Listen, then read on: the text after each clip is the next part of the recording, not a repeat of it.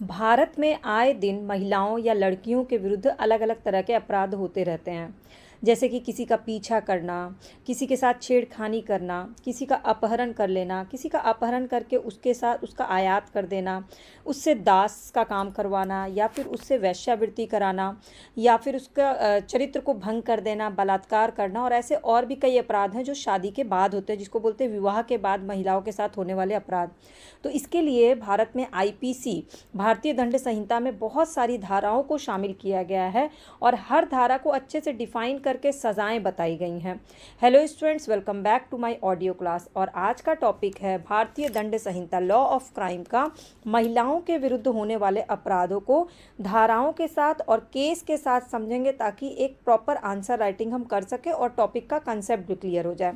तो सबसे पहले जो महिलाओं के विरुद्ध अपराध हैं, उसमें धारा 312 से 314 क्या कहता है? ये कहता है गर्भपात यानी कि एबॉर्शन के बारे में। 312 से 314 इसमें क्या है? गर्भपात के बारे में कहा गया है कि मान लीजिए कोई किसी महिला का गर्भपात कराता है और उसकी लाइफ को बचाने के लिए कराता है सोच समझ करके, तो फिर उसमें दंड नहीं दिया जा सकता। लेकिन अगर महिला के सहमति के बिना गर्भपात कराया जा रहा है और ऊपर से उसके लाइफ से रिलेटेड कुछ भी नहीं है, तो उसमें क्या होगा? अगर महिला से सहमति नहीं ली गई है तो उसको आजीवन कारावास का दंड मिल जाएगा। ये दिया गया है धारा 312 से लेकर 314 में, और इसका टाइटल है कि महिलाओं की सहमति के बिना गर्भपात कारित कराना। ये पहला अपराध हो गया महिलाओं के विरुद्ध। अब दूसरा अपराध क्या है? स्त्री की लज्जा को भंग करना। किसी भी लड़की की या किसी भी महिला की लज्जा, लज्जा क्या होता है? जो महिलाओं का कहते हैं जन्म सिद्ध वो होता है, अधिकार होता है, या बोले बाय डिफ़ॉल्ट लड़कियों में एक लज्जा कंपलसरी होता ही है। तो उसको भंग करना, उस पर हमला करना या किसी तरह से ताकत का प्रयोग करना उसकी लज्जा को भंग करने के लिए, ये दिया गया है धारा 354 में। अब किसी स्त्री या उसकी उपस्थिति में कोई ऐसा कार्य किया जाता है जो कि लगे कि उसकी भावना को क्या कर रहा है, उसकी लज्जा को क्या कर रहा है, हर्ट कर रहा है, जो उसके लिंग से ही सिर्फ रिलेटेड नहीं है, तो क्या हो जाएगा? ये अपराध हो जाएगा। और ये क्या किस में दिया है? धारा 354 में। इसको डिटेल में हम अगली क्लास में पढ़ेंगे। पहले हम जान लेते हैं कि महिलाओं के विरुद्ध अपराध होते कौन कौन से हैं। तीसरा है स्त्री को अपहरित करना, मतलब विवाह आदि करने के लिए किसी स्त्री का अपहरण करना, उसको ये झांसा देना कि मैं तुमसे विवाह कर लूँगा और ले चले जाना, और उसका अपहरण कर देना, और उसके बाद उससे विवाह भी नहीं करना बल्कि उसके साथ संभोग कर लेना या संभोग करने के लिए उसको विवश कर लेना या उसको कहीं पर बेच देना, ये सब। और जबकि उस लड़की को इस बात का नॉलेज ही नहीं कि उसके साथ क्या हो रहा है, तो ये क्या हुआ? ये भी क्या है? अपराध है धारा 366 366 के तहत। इसके बाद है अप्राप्य वय लड़की तथा विदेश से लड़की का आयात। आयात करना मतलब विदेश से लड़की को लाना, वो भी ऐसी लड़की जो 18 वर्ष से कम उम्र की हो। ऐसी लड़की को जो 21 वर्ष तक की उसकी हो, उसको आयात करना, खरीद करके लाना क्या है? अपराध है। ये किस में दिया गया है? धारा 366 क और ख में दिया गया है। अब इसमें एक केस है सैयद अहमद बनाम राज्य 1933 का, आंध्र प्रदेश का एक केस है, जिसमें अभियुक्त जो है एक अवयस्क लड़की को उसकी माँ की अभिरक्षा से ले आया। मतलब माँ की अभिरक्षा से मतलब माँ के संरक्षण में थी और उसको ले आया और उसके साथ बलात्संग किया, और साबित हो गया कि उसकी आयु घटना के समय क्या थी? 15 साल की थी, और उस लड़की से उसकी आयु के बराबर में एक गलत शपथ पत्र प्राप्त किया गया और धमकी दी गई कि, और फिर उससे विवाह किया और उसके साथ बलात्कार किया। तो न्यायालय ने यह कहा कि अभियुक्त ने धारा 366 क के अधीन दोषी है, और किसी भी अभियुक्त को तब तक दोषी नहीं ठहराया जा सकता जब तक कि उसके विरुद्ध अपेक्षित आशय या उसका ज्ञान ना साबित हो जाए। मतलब जब तक सबूत नहीं होगा तब तक दोषी नहीं माना जाएगा।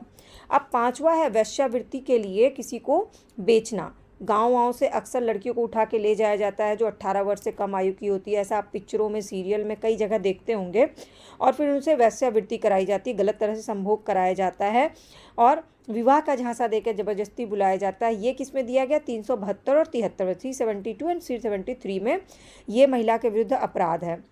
तो हमने 5 तरह के महिला के विरुद्ध अपराध पढ़ लिए, और अब हमको देखना है कि इसको थोड़ा डिटेल में जानने की कोशिश करते हैं। जैसे कि अश्लील गाना, अक्सर हम क्या करते हैं जब कहीं सड़क पे जाते हैं, कई लड़कियों के साथ ऐसा होता है कि बगल में लड़के जो है वो कोई कमेंट कर देते, कोई आदमी जो है वो कमेंट कर देता है, गलत तरह से बॉडी पार्ट्स को शो करता है, तो वो सब क्या है? वो भी अपराध है। कैसे? तो आईपीसी के धारा 294 में कहा गया है कि कोई भी लोकल इंसान, स्थानीय व्यक्ति जो है किसी कोई ऐसा अश्लील कार्य करता है, उसके पास जाके किसी लड़की या किसी स्त्री के पास जाके कोई अश्लील गाना गाता है, कोई अश्लील शब्द बोल देता है, तो ये क्या होता है, जिस उसको ये अपराध होता है जिसके लिए उसको 3 महीने तक की सज़ा हो सकती है और जुर्माना भी हो सकता है।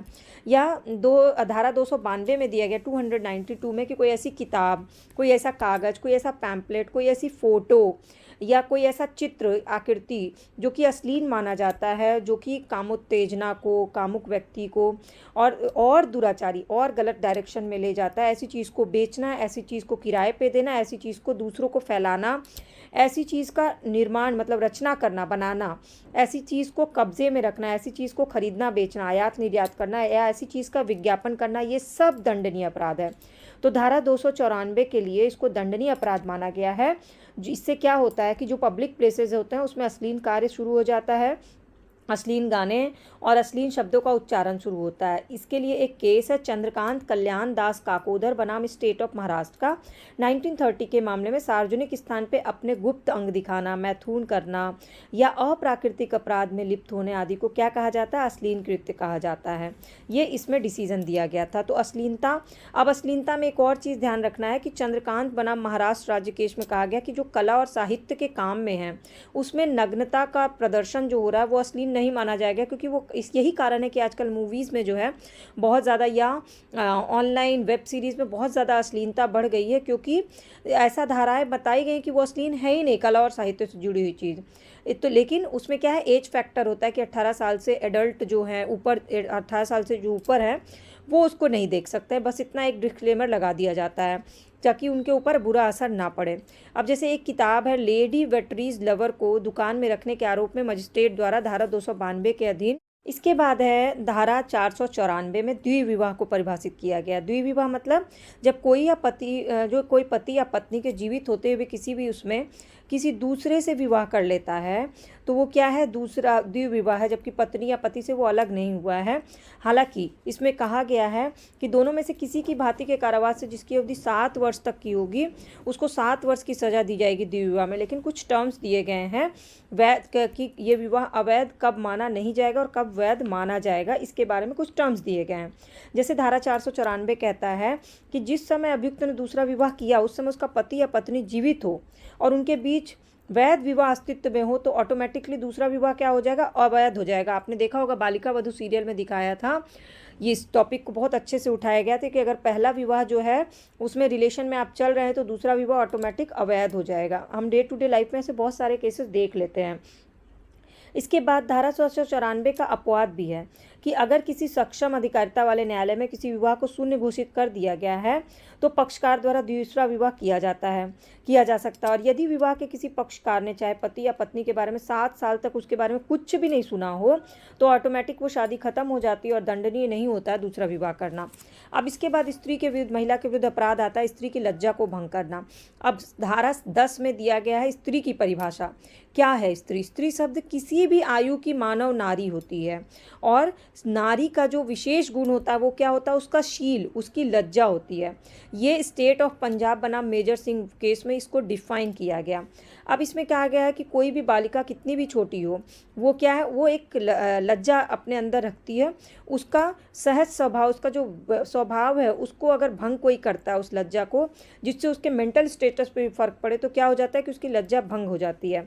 इसके लिए धारा 354 में इसको आपराधिक बल कहा गया है कि अगर कोई भी स्त्री की लज्जा भंग करने के आशय से उसका लज्जा भंग करता है, उस पर हमला करता है, कोई बल का प्रयोग करता है तो उसको कारावास 2 वर्ष की सज़ा और जुर्माना होगा। और धारा 354 कहता है कि इसमें कुछ चीज़ें इंपॉर्टेंट है। एक तो किसी स्त्री की लज्जा भंग करने का उसका इंटेंशन होना चाहिए, ऐसी लज्जा भंग करने के लिए उसने स्त्री पे हमला किया हो और उस स्त्री पर कोई आपराधिक बल का प्रयोग किया हो। इसमें प्रमोद सिंह बनाम स्टेट ऑफ जम्मू कश्मीर का वाद है जिसमें अभियुक्त पर एक 9 वर्षीय बालिका रीता कुमारी के साथ बलात्कार करने का आरोप था, लेकिन न्यायालय ने उसे बलात्कार का दोषी नहीं मानकर स्त्री की लज्जा का भंग का दोषी माना, क्योंकि उस पर उस आपराधिक बल का तो प्रयोग किया गया लेकिन उसके किसी गुप्तांग पर कोई क्षति या चोट के निशान नहीं हुए, यानी कि उसने सिर्फ लज्जा भंग करने की कोशिश की, बलात्कार नहीं किया। अब इसमें एक केस है श्रीमती रूपल देवल बजाज बनाम केपीएस गिल का केस। ये बहुत इंपॉर्टेंट केस है और आपको अगर इसके बारे में नहीं पता है तो मुझे कमेंट करके बताइएगा। अगर पता है तो नीचे कमेंट सेक्शन में इस केस का शॉर्टकट ज़रूर बताइएगा। मैं आपको थोड़ा सा हिंट दे रही हूँ। ये पुलिस महानिदेशक जो केपीएस गिल हैं उनके बारे में केस है और बहुत ही हाई प्रोफाइल केस रहा है ये। तो लास्ट में ये कह सकते हैं कि लज्जा भंग जो होता है वो हमारी संस्कृति पे डिपेंड करता है। जैसे हमारी संस्कृति में क्या है, किसी भी महिला को चूम नहीं सकते, उसके हाथ को नहीं चूम सकते। तो ये सब क्या है, ये हमारी संस्कृति का अंग है, इसलिए ये सब क्या माना जाता है, लज्जा भंग माना जाता है। अब इसके बाद आता है एक बहुत ही वास्ट और इम्पॉर्टेंट टॉपिक है, तो हम इसको नेक्स्ट क्लास में करेंगे। फिलहाल अगर आपको कभी भी एग्ज़ाम में पूछा जाता है कि महिलाओं के विरुद्ध होने वाले अपराधों का पूरा डिटेल में व्याख्या करिए, तो आपको ये सारे टॉपिक्स को लिखना है धाराओं के साथ और कोशिश करनी है कि केस के साथ लिखें। तो आपको रिवीजन में क्या क्या ध्यान रखना है, धारा 312 से 314 गर्भपात से रिलेटेड, धारा 354 स्त्री की लज्जा भंग से रिलेटेड, धारा 366 विवाह करने के लिए स्त्री को अपहरण करना, जबरदस्ती विवाह करने के लिए, धारा 366 क और ख विदेश से किसी लड़की को, अवयस्क लड़की को उठाना, उसका आयात करना, और धारा 372-73 वेश्यावृत्ति को रोकने के लिए। इसको अच्छे से डील कैसे करना है, तो आप पहले गर्भपात किसे कहते हैं ये लिख दीजिएगा और उसमें सहमति और गैर सहमति के बारे में, स्त्री लज्जा किसे कहते हैं, कैसे भंग होती है, लिख करके फिर उसके बाद सजा लिखिएगा। स्त्री को अपहरण करना, अपहरण करने की क्या परिभाषा होती है वो लिखिएगा, उसके बाद उसको डिटेल लिखिएगा। फिर अवयस्क एज क्या होता है और विदेश से लड़की को आयात करना क्या होता है, इसके लिए एक केस लिख दीजिएगा, सैयद अहमद बनाम राज्य वाला केस। और वेश्यावृत्ति क्या होती है और वेश्यावृत्ति के लिए कम एज की लड़कियों को ला करके वेश्यावृत्ति कराना, और उसके बाद उसकी सज़ा लिख दीजिएगा।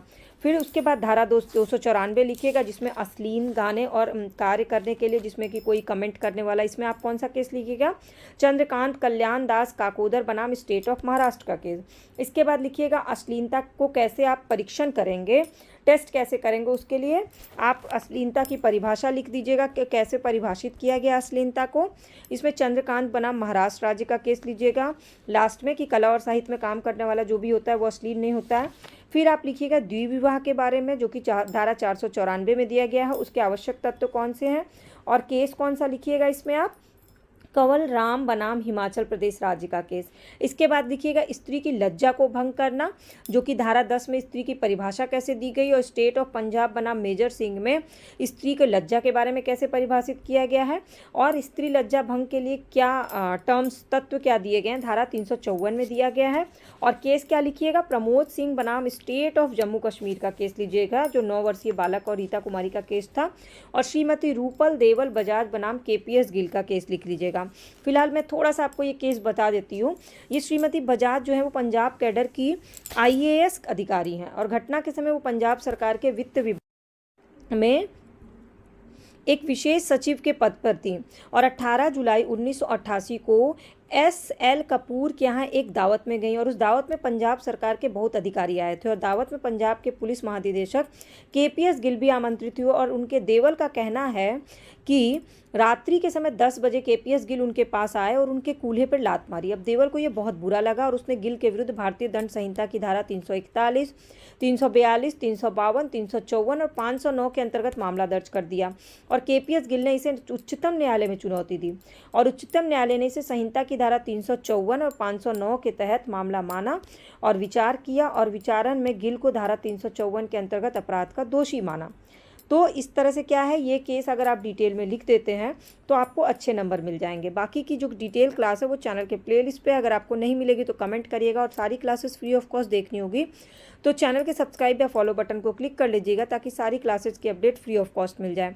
आईपीसी हो या एलएलबी का कोई भी पेपर हो, आपको 15 मिनट में answer writing with case law और कंसेप्ट और फैक्ट के साथ मैं कोशिश कर रही हूँ आपको अच्छे से समझाने का। बस आप इसका एक फॉर्मेट तैयार कर लीजिए, कीवर्ड्स को लिख लीजिए ताकि एग्जाम में आप आंसर राइटिंग कर सकिए। पूरा डिटेल में लिखने की ज़रूरत नहीं होती, सिर्फ और सिर्फ अपने नोट्स में कीवर्ड्स और केस स्टडी का जो भी है ना केस लॉ का, उसका कोड बनाइए। अगर आपको कोड बनाना नहीं आता है तो मुझे नीचे कमेंट करके मुझसे पूछिए, मैं आपसे कोड्स भी शेयर